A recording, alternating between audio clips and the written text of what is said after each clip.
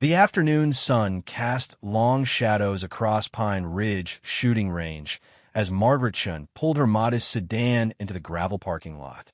At 72, she moved with the careful deliberation that comes with age, her silver hair neatly pinned back and her reading glasses hanging from a chain around her neck. She wore a simple cardigan over practical slacks, the kind of outfit that made her invisible in grocery stores and doctors' offices. The shooting range buzzed with its usual Saturday afternoon crowd. Young men in tactical gear clustered around pickup trucks, discussing their latest rifle modifications with the enthusiasm of teenagers talking about video games. A few seasoned hunters cleaned their weapons at outdoor benches, preparing for the upcoming deer season. The air smelled of gun oil, spent powder, and the pine trees that gave the range its name. Margaret retrieved a worn leather case from her trunk, the kind that might hold important documents or old photographs. Several shooters glanced her way with mild curiosity before returning to their conversations. She appeared to be exactly what she seemed, an elderly woman who had probably inherited her late husband's gun and wanted to learn how to use it safely. At the front desk, Jake Morrison looked up from his paperwork with a practiced customer service smile. At 26, Jake had been working at Pine Ridge for 3 years, ever since his discharge from the Army. He had seen every type of shooter walk through those doors, from nervous first-timers to competitive marksmen who could thread a needle at 100 yards. "Good afternoon, ma'am. First time at Pine Ridge?" Jake asked, noting her hesitant approach to the counter. "Yes, it is," Margaret replied softly, her voice carrying just a hint of an accent that Jake couldn't quite place. "I was wondering if I could use one of your lanes for a little while." "Of course. We'll need to see your ID and have you sign our waiver. Are you familiar with basic firearms safety?" Jake handed her a clipboard with the standard forms. Margaret nodded as she filled out the paperwork with neat, precise handwriting. "I've had some experience, though it's been quite a while." Jake processed her information routinely until he noticed something unusual on her driver's license. The address showed a modest apartment complex across town, but there was something else that caught his attention, a small notation he had seen before on military dependent IDs. "Mrs. Chun, will you be renting one of our firearms today? Or did you bring your own?" "I brought my own, thank you."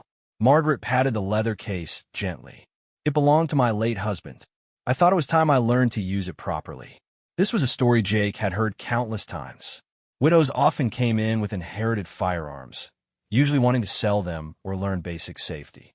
He assigned her to lane 12, one of the quieter spots away from the more active shooters.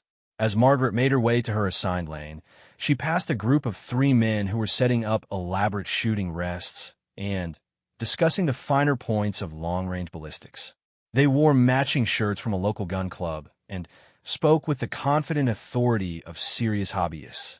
The key to consistent groups at 300 yards is eliminating human error, one of them was saying to his companions. Most people think it's about the rifle, but it's really about the fundamentals: breathing, trigger control, natural point of aim. His friend, a stocky man with a graying beard, nodded in agreement. "That's why I always tell new shooters to master the basics at 25 yards before they even think about reaching out. Too many people want to be snipers before they can hit a pie plate." The third man, younger and more animated, gestured toward the pistol ranges. "Speaking of basics, did you see that old lady who just checked in? Probably inherited granddad's war souvenir and thinks she needs to learn which end the bullets come out of." They chuckled good-naturedly as Margaret continued past them, seemingly oblivious to their conversation.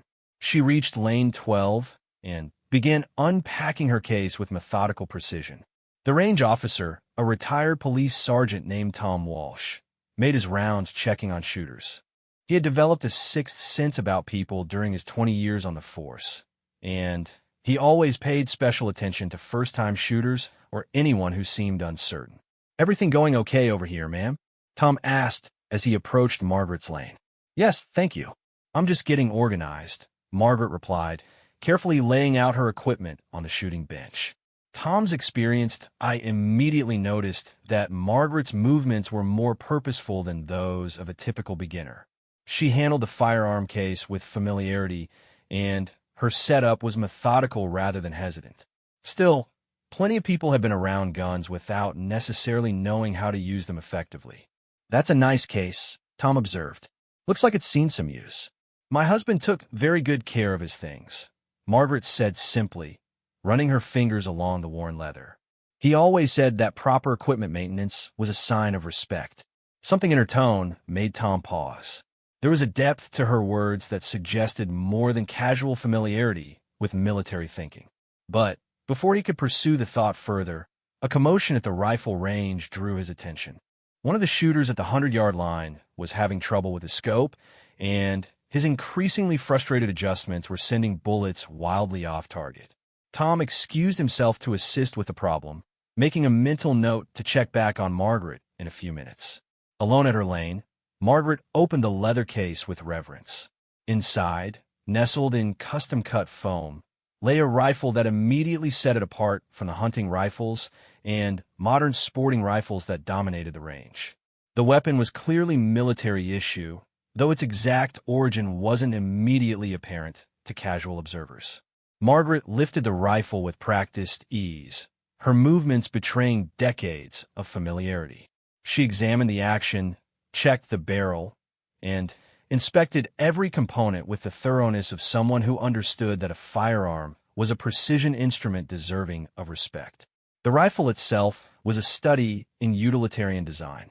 Unlike the colorful, accessory-laden weapons favored by many recreational shooters, this firearm showed the purposeful simplicity of a tool built for serious work. Its stock bore the subtle marks of long use, and the metal surfaces had the matte finish that spoke of professional rather than cosmetic concerns. As Margaret began her preparation routine, she attracted little attention from the other shooters. The rifle range was active with hunters sighting in scopes and competitive shooters working on their fundamentals. The sharp crack of centerfire cartridges provided a steady backdrop of sound that masked any individual shots. Margaret's target selection raised no eyebrows either. She hung a standard bullseye target at 25 yards, a perfectly reasonable distance for someone getting reacquainted with a firearm. Her movements as she adjusted the target holder showed no hesitation or uncertainty. Back at the front desk, Jake was helping a customer select ammunition when his phone buzzed with a text message from his girlfriend. She was asking about dinner plans, and as he quickly replied, he found his attention drifting to the various conversations happening around the facility. The gun club members were now discussing their upcoming competition, debating the merits of different cartridge loadings for precision shooting. A father was patiently instructing his teenage son on proper stance and grip at the pistol range. The retired hunters at the cleaning benches were sharing stories from decades of deer seasons. It was the kind of peaceful Saturday afternoon that Jake had come to appreciate at Pine Ridge. The shooting sports brought together people from all walks of life, united by their respect for marksmanship and firearm safety. Veterans mixed with competitive shooters. Hunters shared lanes with target enthusiasts, and experienced shooters mentored newcomers with generous patience. Margaret had finished her setup and was now loading her rifle with careful attention to each cartridge. Her movements were efficient and practiced, though she took her time to ensure everything was perfect.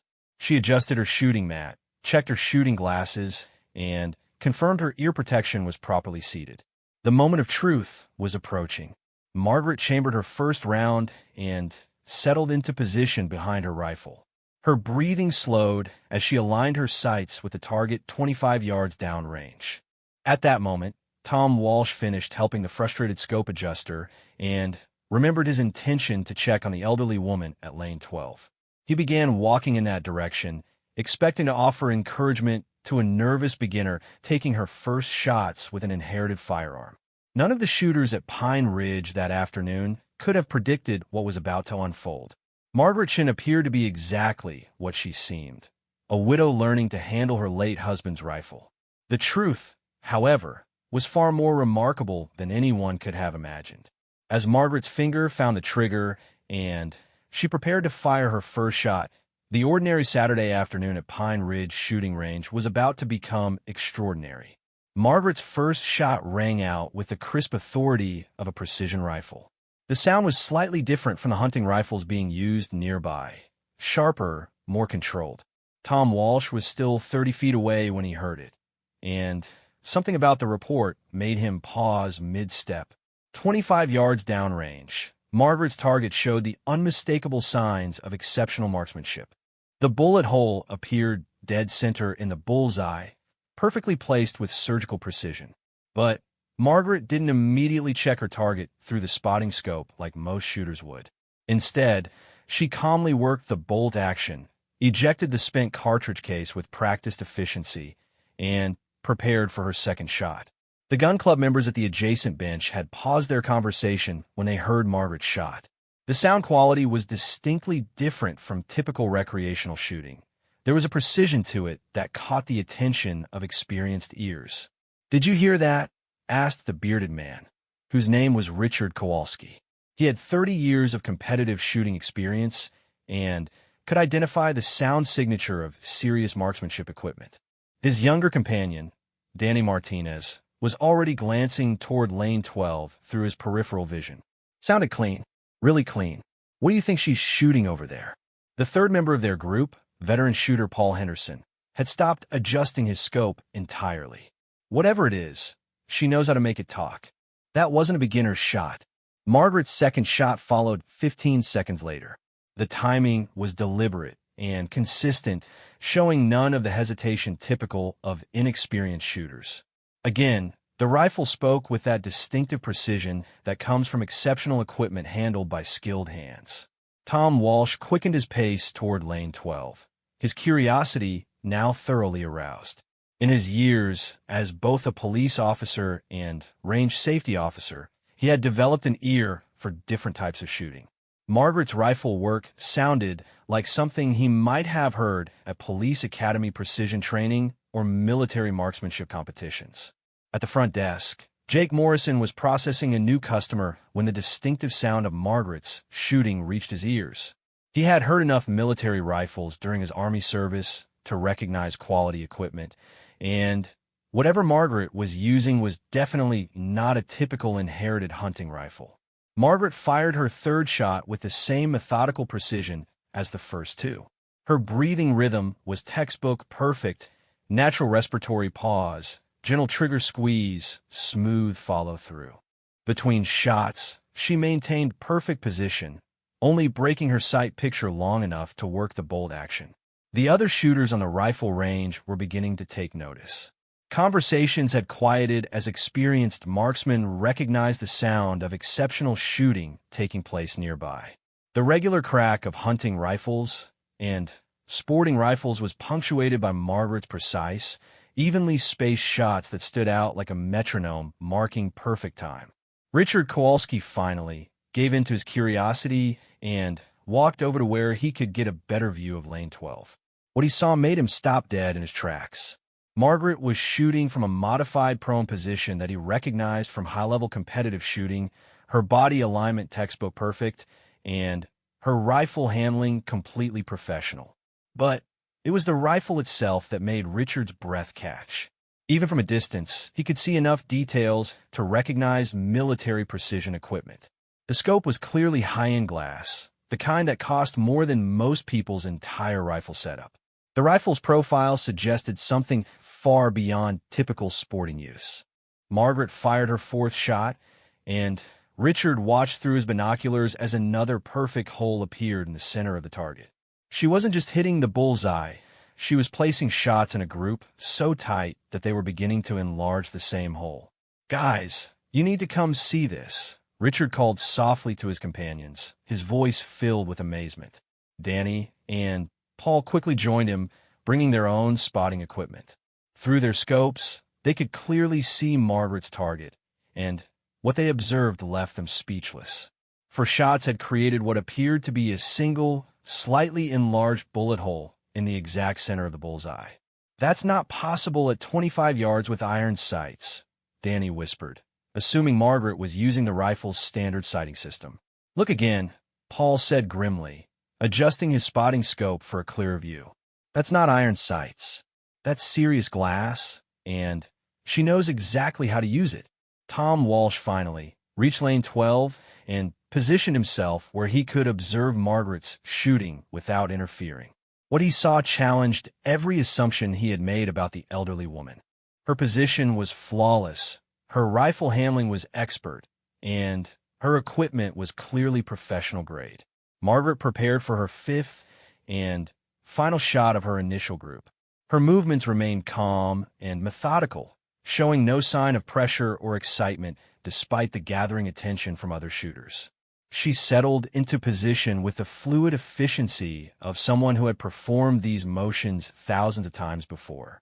The fifth shot completed Margaret's group with the same surgical precision as the previous four. The bullet struck the target with that distinctive sharp crack that indicated perfect ballistic performance, and another hole appeared in the growing cluster at the center of the bullseye. Margaret carefully unloaded her rifle, engaged the safety, and only then reached for her spotting scope to examine her handiwork. Her expression showed neither surprise nor particular satisfaction, just the calm assessment of someone evaluating expected results. Through her scope, Margaret could see that her five-shot group measured less than half an inch center to center. At 25 yards, this level of precision indicated shooting capability that went far beyond recreational marksmanship. It was the kind of accuracy associated with military snipers, competitive precision shooters, or law enforcement special teams. Tom Walsh approached Margaret's bench with careful respect. His years of experience had taught him to recognize exceptional skill when he saw it, and what he had just witnessed was nothing short of remarkable. "Ma'am, I hope you don't mind my saying so, but that's some impressive shooting," Tom said, his voice carrying genuine admiration. Margaret looked up from her spotting scope with a slight smile. "Thank you. It's been a while since I've had the opportunity to practice. If you don't mind me asking, what kind of rifle are you shooting?" I couldn't help but notice the sound quality. Margaret hesitated for just a moment, as if deciding how much to reveal. "It's a precision rifle that belonged to my husband. He was very particular about his equipment." Tom's experienced, I took in more details now that he was closer. The rifle was indeed military specification, but heavily customized for precision work. The scope was easily worth several $1,000s, and the overall setup suggested serious professional use. "Your husband must have been quite a marksman himself," Tom observed. "He was," Margaret replied simply, beginning to clean her rifle with a practiced efficiency that spoke of decades of proper maintenance habits. The gun club members were still watching from their bench, their own shooting forgotten in favor of observing Margaret's remarkable display. Richard Kowalski had been shooting competitively for 3 decades, and he had rarely seen such consistent precision, especially from someone who appeared to be shooting so casually. "Should we go introduce ourselves?" Danny suggested. "I'd love to know more about that rifle setup." "Let's give her some space," Paul advised. "She's obviously got serious skills, but she seems to prefer keeping to herself." Jake Morrison had finally found a moment to step away from the front desk, and he made his way toward the rifle range to investigate the source of the exceptional shooting sounds he had been hearing. As he walked past other shooters, he picked up fragments of conversation that only increased his curiosity. "Never seen anything like it," one hunter was telling his friend. 5 shots through the same hole. "Has to be some kind of custom precision rig," another shooter commented. "That's match-grade accuracy right there." When Jake reached a position where he could see Margaret and her target, he understood immediately why the other shooters were so impressed. The target showed the kind of precision that he associated with military sniper training, and Margaret's professional rifle handling made it clear that this was no accident. Margaret finished cleaning her rifle and began packing her equipment with the same methodical care she had shown throughout her shooting session. Her movements were efficient and practiced, showing the ingrained habits of someone who had maintained precision equipment for many years. As she prepared to leave, Tom Walsh found himself hoping she would return. Shooters of Margaret's obvious caliber were rare at Pine Ridge, and her quiet professionalism had impressed everyone who had witnessed her performance. "Mrs. Chun, I hope we'll see you again soon," Tom said as she prepared to leave the range. Margaret paused in her packing and looked up at Tom with an expression that seemed to be weighing something carefully. "Perhaps," she said finally, "though I think next time I might try a longer distance." The simple statement sent a chill of anticipation through the experienced shooters who overheard it. If Margaret could produce half-inch groups at 25 yards with such casual efficiency, her capabilities at longer ranges would likely be extraordinary. As Margaret walked past the gun club members on her way out, Richard Kowalski couldn't resist speaking up. "Ma'am, that was some exceptional shooting. I've been competing for 30 years, and I've rarely seen precision like that." Margaret paused and nodded politely. "Thank you. Practice makes perfect. Would you mind if I asked where you learned to shoot like that?" Richard asked respectfully. Margaret's pause was longer this time, and when she spoke, her voice carried a hint of something deeper. "I learned from someone who believed that precision was a matter of life and death."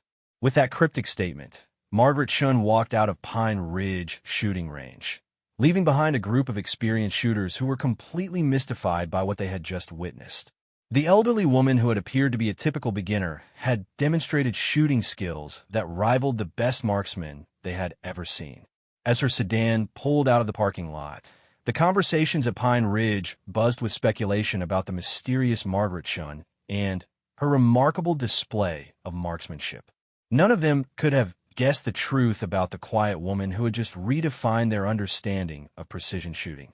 Word spread quickly through the tight-knit shooting community about the mysterious elderly woman who had demonstrated extraordinary marksmanship at Pine Ridge. Over the next week, Richard Kowalski found himself telling and retelling the story to fellow members of the Central Valley Precision Rifle Club. Each retelling seemed to make the feat more impressive, though Richard insisted he wasn't exaggerating. "I'm telling you, Frank, it was the most precise shooting I've ever seen outside of a professional competition," Richard explained to Frank Delacroix, the club president, during their weekly meeting at Murphy's Diner. Frank had been shooting competitively for 40 years and had seen his share of exceptional marksmen. "5 shots in half an inch at 25 yards doesn't sound impossible, Rich. Maybe she just got lucky." "You didn't see her rifle handling," Richard insisted. "This wasn't luck. This was professional-level precision shooting. The way she maintained position between shots, her breathing rhythm, the sound quality of her rifle, everything about it screamed serious training." Frank sipped his coffee thoughtfully. "You said she mentioned her husband? Maybe he was military, taught her the basics." "The basics don't produce that kind of accuracy, Frank. I'm talking about shooting that would qualify for national-level competition. And her equipment, that wasn't some hunting rifle with a department store scope. That was serious precision hardware." Meanwhile, at Pine Ridge shooting range, Tom Walsh found himself checking the lane assignment logs, hoping Margaret would return. Her display of marksmanship had left a lasting impression on him, and he was genuinely curious about her background. In 30 years of range safety work, he had encountered many skilled shooters, but Margaret's combination of precision and understatement was unique. Jake Morrison had done some research of his own, looking up Margaret's address from her range paperwork. The apartment complex where she lived was modest but well-maintained, the kind of place where military retirees and widows often ended up after selling family homes. But that didn't explain her extraordinary shooting skills or the high-end equipment she possessed. On Thursday evening, Margaret returned to Pine Ridge just before closing time. The range was nearly empty, with only a few shooters cleaning up their equipment and preparing to leave. Tom Walsh was locking up the pistol range when he noticed her familiar figure approaching the front desk. "Good evening, Mrs. Chun," Jake greeted her warmly. "Back for some more practice?" "I thought I might try a longer distance this time," Margaret replied, her tone as casual as if she were discussing the weather. "Do you have any 100-yard lanes available?" Jake's eyebrows rose slightly. Most shooters work their way up to longer distances gradually, especially older shooters who are supposedly relearning basic skills. But Margaret's previous performance suggested she might not follow typical patterns. "Lane 8 is open at the 100-yard line. Will you be using the same rifle as last time?"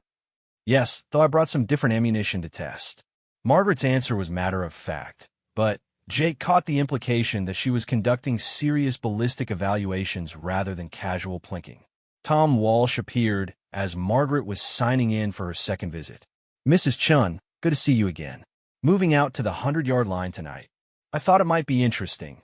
Margaret replied with the same understated manner that had characterized her previous visit.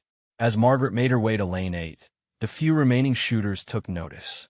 Word of her previous performance had circulated among the regular customers, and several had positioned themselves where they could observe her longer-range capabilities. Margaret's setup at 100 yards was even more methodical than her 25-yard session. She laid out multiple boxes of ammunition, each marked with different lot numbers and specifications. Her approach suggested she was conducting precise ballistic testing rather than recreational shooting. The rifle came out of its case with the same reverent care as before, but now Tom Walsh was close enough to see additional details that had escaped his notice during her first visit. The scope mounts were precision machine components that cost more than most complete rifle setups. The rifle stock showed subtle modifications that spoke of professional customization. Margaret hung a fresh target at exactly 100 yards, measured with a laser rangefinder that appeared from her equipment case. Her preparation was thorough and professional, showing attention to environmental factors that most recreational shooters never considered. Danny Martinez happened to be at the range that evening, working on low development for his hunting rifle. When he recognized Margaret setting up at the 100-yard line, he quickly called Richard Kowalski. "You got to get down here," Danny whispered into his phone. "The mystery lady is back, and she's shooting at 100 yards. Richard arrived 20 minutes later, bringing Paul Henderson with him. They positioned themselves at a nearby bench where they could observe Margaret's shooting without being intrusive. Both men had their spotting scopes ready. Margaret's first shot at 100 yards rang out with the same authoritative precision as her 25-yard shooting. The bullet impact was clearly visible through the spotting scopes, dead center in the bullseye with the kind of precision that indicated exceptional equipment handled by expert hands. "Did you see that placement?" Paul whispered to Richard. "That's not beginner's luck." Margaret's second shot followed 30 seconds later, after she had made minute adjustments to her scope. The bullet struck within millimeters of her first shot, creating the beginning of what promised to be an exceptional group. Tom Walsh watched from the range officer's position, his professional curiosity now thoroughly aroused. Margaret's scope adjustments between shots were subtle and confident, showing familiarity with ballistic calculations that went far beyond basic marksmanship. Shot 3 landed in the same cluster, and Margaret paused to make notes in a small logbook. Her data recording was systematic and detailed, documenting environmental conditions, ammunition lot numbers, and precise measurements that spoke of serious precision shooting experience. Jake Morrison found a reason to walk past the 100-yard line, ostensibly checking on range safety, but actually hoping to catch a glimpse of Margaret's target. What he saw through his binoculars made him stop and stare. 3 shots had created a group that could be covered with a quarter. Margaret's 4th shot maintained the same incredible precision, and her 5th completed a group that measured less than 3/4 of an inch center to center at 100 yards. In the precision shooting world, this was extraordinary accuracy that placed Margaret among the top echelon of marksmen. But Margaret wasn't finished. She methodically switched to a different box of ammunition and began a second 5-shot group, this time making careful notes about the different bullet weight and powder charge. Her approach was that of a serious ballistics researcher evaluating equipment performance. The second group proved even tighter than the first, measuring just over half an inch. Margaret's notes became more detailed as she recorded the superior performance of the second ammunition lot. Her systematic approach indicated extensive experience with precision shooting and ammunition testing. Richard Kowalski couldn't contain his amazement any longer. As Margaret began packing her equipment, he approached her bench with respectful admiration. "Ma'am, I hope you don't mind my saying so, but what you just accomplished is remarkable.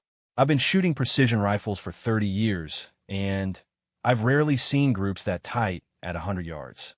Margaret looked up from cleaning her rifle with a slight smile. "The rifle deserves most of the credit. It's very accurate equipment. Equipment is only as good as the person behind it," Richard replied. "Your shooting technique is flawless. Where did you learn marksmanship like that?" Margaret's pause was longer this time, and Richard could see her weighing how much to reveal. I learned from someone who understood that precision shooting was both an art and a science. Your husband? Richard asked gently. Among others, Margaret replied, her tone suggesting there was much more to the story. Paul Henderson had joined the conversation, bringing his own spotting scope to get a closer look at Margaret's targets. Mrs. Chun, I don't mean to pry, but that level of precision shooting suggests professional training. Were you involved in competitive shooting? Margaret finished packing her rifle before responding. I've done some competitive work, though it was a long time ago and in a rather different context. The cryptic answer only increased the curiosity of the experienced shooters surrounding her. Tom Walsh approached the group, having overheard the tail end of the conversation. Mrs. Chun, if you don't mind my asking, what kind of competitive shooting were you involved in? Your technique suggests very specialized training. Margaret stood and shouldered her rifle case, clearly preparing to leave. But this time, she seemed to reach some internal decision about how much to reveal. I was involved in international precision shooting, she said carefully. The competition was quite serious, and the training was very thorough. The statement hung in the air as Margaret walked toward the exit, leaving behind a group of experienced shooters who were now certain they had witnessed something extraordinary. International precision shooting could mean many things, but combined with Margaret's obvious skills and professional equipment, it suggested a background far more remarkable than anyone had imagined. As Margaret's sedan pulled out of the parking lot for the second time, the conversations at Pine Ridge buzzed with renewed speculation. The mystery of Margaret Chun was deepening, and her latest display of marksmanship had only raised more questions about the quiet elderly woman who could outshoot some of the best marksmen in the region. Richard Kowalski spent the drive home trying to piece together the clues. International precision shooting, military-grade equipment, flawless technique, and the cryptic references to learning from someone who understood precision as life and death. All of it pointed toward a background that was far more interesting than a simple widow learning to use her husband's hunting rifle. The truth about Margaret Chun was about to become even more remarkable than anyone at Pine Ridge could possibly imagine. The breakthrough came from an unexpected source. Danny Martinez worked as an equipment technician at the local Veterans Administration hospital, and his job occasionally brought him into contact with older veterans who had served in conflicts that most people only read about in history books. On Friday morning, Danny was calibrating medical equipment when he struck up a conversation with Harold Hank Williams, an 80-year-old Korean War veteran who was waiting for a routine appointment. Their discussion naturally drifted to shooting, as it often did when Danny encountered fellow marksmen. You know, Hank, I witnessed the most amazing shooting display this week, Danny said, taking a break from his equipment work. An elderly woman put 5 shots in half an inch at 100 yards, shooting like she'd been doing it professionally for decades. Hank's expression changed immediately. What did this woman look like? Danny described Margaret in detail. Her age, her Asian features, her quiet demeanor, and particularly her exceptional marksmanship and professional equipment handling. As he spoke, Hank's eyes widened with what appeared to be recognition. Did she give a name? Hank asked urgently. Margaret Chun, lives over on Maple Street in those garden apartments. Hank was quiet for a long moment, his weathered hands gripping his walking cane tightly. When he finally spoke, his voice carried a mixture of amazement and deep respect. Son, if that's who I think it is, you've been in the presence of one of the most remarkable people I've ever known. Margaret Chun, except her name wasn't Chun back then. Danny leaned forward, sensing that Hank's revelation was about to solve the mystery that had been puzzling everyone at Pine Ridge. During the Korean conflict, I was assigned to a joint operations unit that worked with various international forces, Hank continued. There was a young woman, couldn't have been more than 19 or 20, who was attached to our unit as a liaison. She went by the name Margaret Liu then. Danny's mind raced as he processed this information. A liaison? What kind of work did she do? Hank's expression grew serious. Son, what I'm about to tell you is classified for decades, and I'm only sharing it because the records were declassified a few years back. That young woman was one of the most skilled precision marksmen I ever encountered, and I served with some of the best shooters the military had to offer. The revelation sent chills down Danny's spine. She was military? Not exactly, Hank replied carefully. She was part of a specialized program that trained certain individuals for very specific missions. The details were compartmentalized, but those of us who worked with her knew she was extraordinary. Hank paused, gathering his thoughts before continuing. Margaret could make shots that seemed impossible.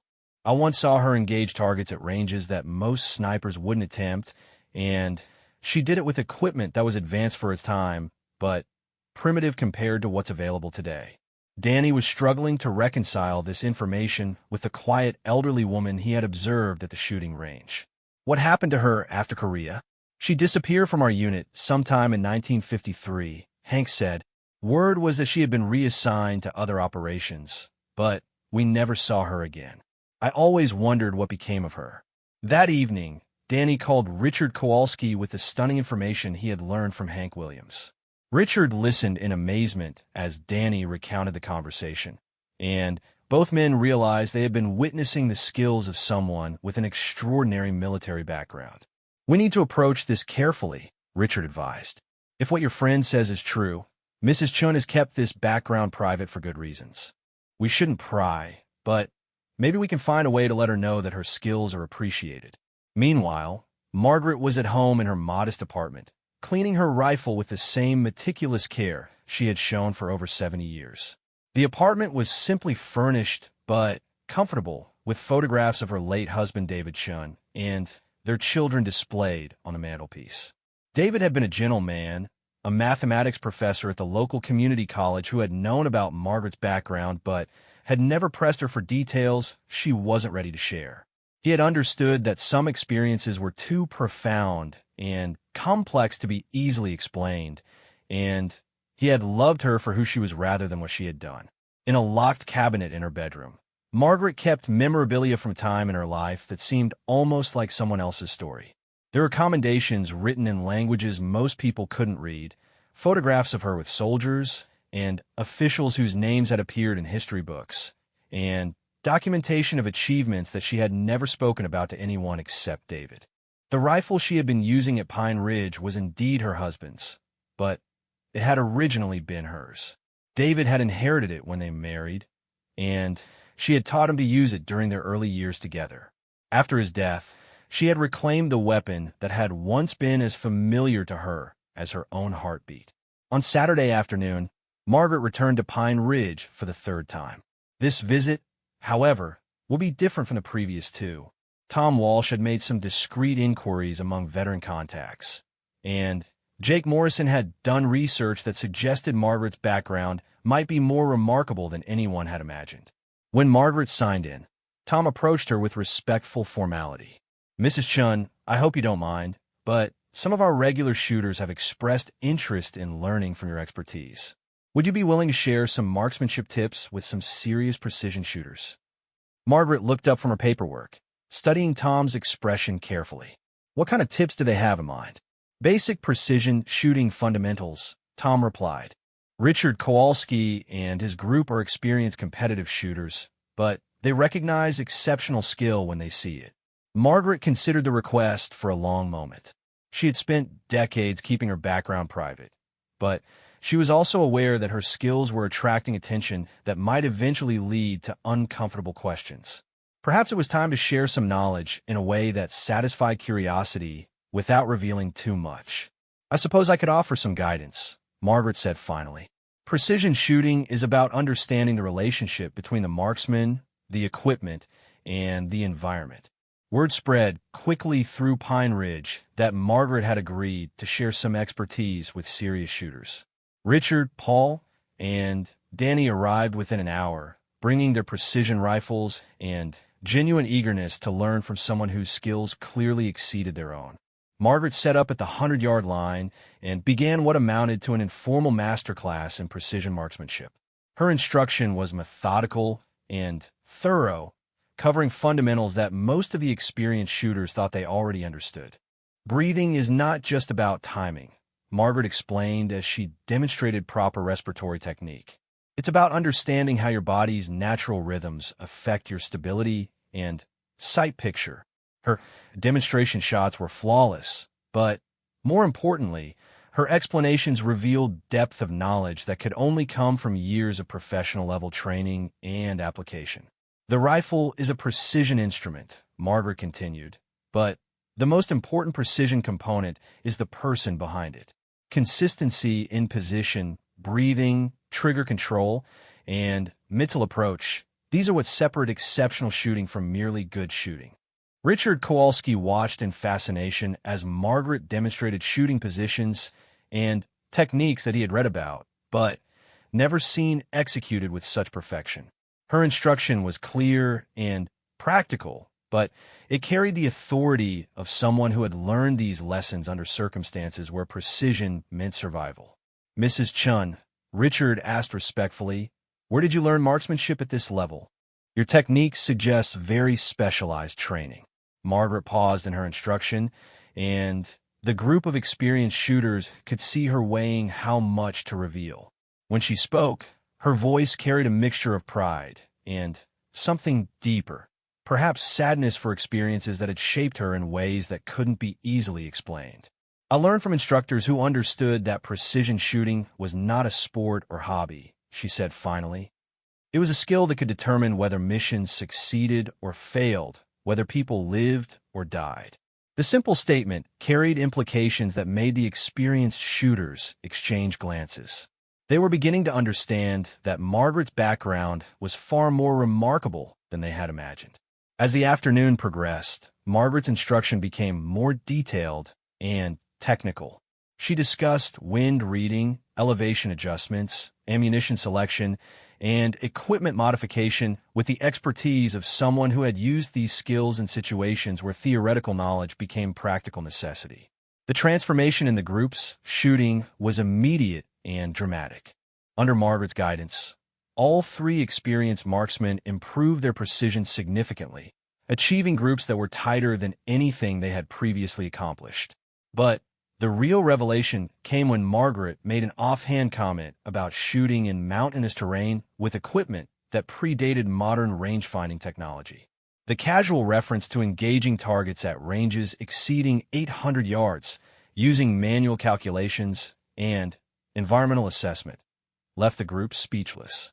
As the session concluded, Richard Kowalski finally gathered the courage to ask the question that had been building throughout the afternoon. "Mrs. Chun, with all due respect, your knowledge and skills suggest a background in professional precision shooting at the highest levels. Were you involved in military or law enforcement sniper operations?" Margaret finished packing her rifle before responding, and when she looked up, her expression carried the weight of memories that spanned decades. "There was a time when I served in situations where precision shooting was essential to mission success," she said carefully. "It was a long time ago, in circumstances that most people wouldn't understand." With that cryptic response, Margaret Chin prepared to leave Pine Ridge for the third time, having revealed just enough of her background to confirm that the mystery surrounding her was even deeper than anyone had imagined. The quiet, elderly woman who appeared to be learning to use her deceased husband's rifle was actually one of the most skilled precision marksmen any of them had ever encountered. The truth about Margaret Chin's remarkable past was about to become even more extraordinary than anyone could have guessed. The final piece of Margaret Chin's remarkable story emerged through a chance encounter that no one could have predicted. Dr. James Patterson, a military historian researching Korean War special operations, had spent 3 years trying to track down surviving members of classified units that operated during the conflict. His research had led him to interview dozens of veterans, but one name kept appearing in declassified documents without any corresponding personnel records. Margaret Liu had been mentioned in after-action reports and commendation documents, but her official records seemed to have been deliberately obscured or removed. Dr. Patterson had concluded that she was either deceased or had completely disappeared from public records when a colleague at the Veterans Administration mentioned an unusual encounter at a local shooting range. "There's this elderly woman who's been demonstrating extraordinary marksmanship," the colleague explained. "The range officers think she might have military background, but she's been very private about her past. Dr. Patterson's interest was immediately piqued when he heard the name Margaret Shun and learned about her exceptional precision shooting skills. The timing, the expertise, and the maintained privacy all suggested a possible connection to his research. On Wednesday afternoon, Dr. Patterson visited Pine Ridge Shooting Range and introduced himself to Tom Walsh as a military historian researching Korean War veterans. He explained his interest in documenting the experiences of specialized units that had operated during the conflict. "Tom, I'm particularly interested in finding survivors of certain classified programs," Dr. Patterson explained. "I have reason to believe that one of the most remarkable individuals from these programs might be shooting at your range." Tom's expression immediately grew serious. "Are you talking about Mrs. Chun?" "I believe I might be," Dr. Patterson replied. "Would it be possible to arrange an introduction? I have information that she might find interesting, and her experiences could provide invaluable historical insight." That evening, Tom Walsh approached Margaret with unusual formality. "Mrs. Chun, there's a gentleman here who would like to meet you. He's a military historian who's been researching Korean War special operations." Margaret's reaction was immediate and telling. Her composure, which had remained unshakable through all previous encounters, showed the first signs of genuine surprise. "What kind of research is he conducting?" "He mentioned classified programs and specialized units," Tom replied carefully. "He seems to think you might have information that would be historically significant." Margaret was quiet for a long moment, clearly weighing the implications of this unexpected development. Finally, she nodded slowly. "I suppose it was bound to happen eventually. Yes, I'll speak with him." Dr. Patterson approached Margaret with the respectful demeanor of someone who understood he was potentially meeting a figure of genuine historical importance. "Mrs. Chun, or should I say, Mrs. Liu? I'm Dr. James Patterson from the Military History Institute." The use of her former name confirmed Margaret's suspicions about the depth of Dr. Patterson's research. She studied him carefully before responding. "It's been many years since anyone called me by that name. I've been researching the specialized programs that operated during the Korean conflict," Dr. Patterson explained. "Your name appears in numerous declassified documents, but official personnel records seem to be missing. I've been trying to piece together the history of these remarkable operations." Margaret's expression softened slightly as she realized that Dr. Patterson represented an opportunity to finally acknowledge a part of her life that had remained hidden for 70 years. "What exactly do you know about these programs?" Margaret asked. Dr. Patterson opened a folder containing photocopied documents and photographs. "I know that certain individuals received specialized training in precision marksmanship and operated in support of United Nations forces. I know that these individuals performed missions that were considered impossible by conventional military standards." Margaret examined the documents with growing amazement. Among the papers were after-action reports that mentioned her by name, commendation letters signed by senior officers, and even a few photographs showing her with equipment and personnel she hadn't seen in decades. "Where did you find these?"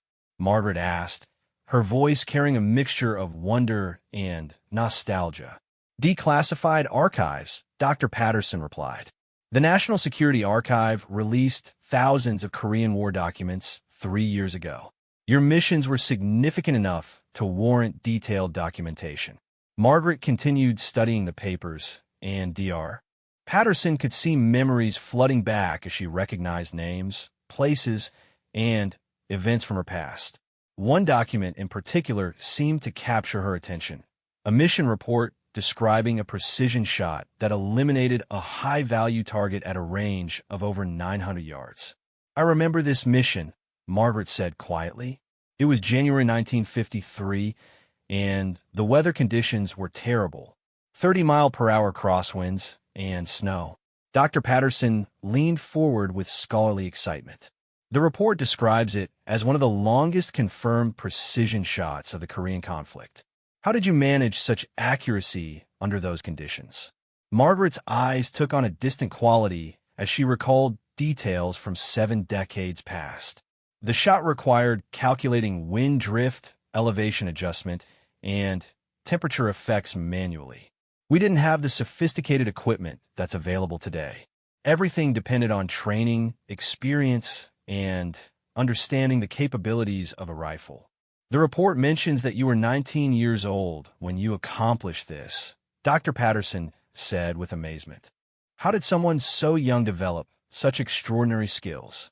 Margaret's expression grew more serious as she considered how much of her story to reveal. I was recruited for a very specialized program when I was 17. The training was intensive and comprehensive, not just marksmanship, but survival skills, languages, cultural adaptation, and operational planning. Dr. Patterson was taking careful notes as Margaret spoke, recognizing that he was documenting first-hand accounts of operations that had remained classified for decades. The program you were part of, Dr. Patterson asked, was it similar to what later became known as Special Operations Forces? In some ways, Margaret replied, but our operations were different. We worked independently or in very small teams, often behind enemy lines, conducting missions that required both precision shooting and cultural invisibility. Margaret paused and looked around Pine Ridge shooting range, perhaps reflecting on the contrast between her current peaceful environment and the dangerous circumstances of her youth. We were taught that precision shooting was not about competition or sport, she continued. Every shot had strategic consequences. Missing meant mission failure, and mission failure often meant that other people would die. The gravity of Margaret's words struck everyone present. Tom Walsh, who had been listening from a respectful distance, began to understand the true significance of the marksmanship displays he had witnessed. Dr. Patterson showed Margaret additional documents, including photographs of her with senior military officers and international dignitaries whose names had become part of Cold War history. You worked with some of the most significant figures of the era, Dr. Patterson observed. I was young and focused on my missions, Margaret replied. I didn't fully understand the political implications of our operations until years later. Richard Kowalski, who had been drawn to the conversation by the obvious historical significance of the discussion, approached the group with respectful curiosity. Mrs. Chun, Richard said carefully, I hope I'm not intruding, but this explains so much about your incredible shooting skills. You weren't just learning to use your husband's rifle. You were returning to skills you mastered decades ago. Margaret smiled for the first time during the conversation.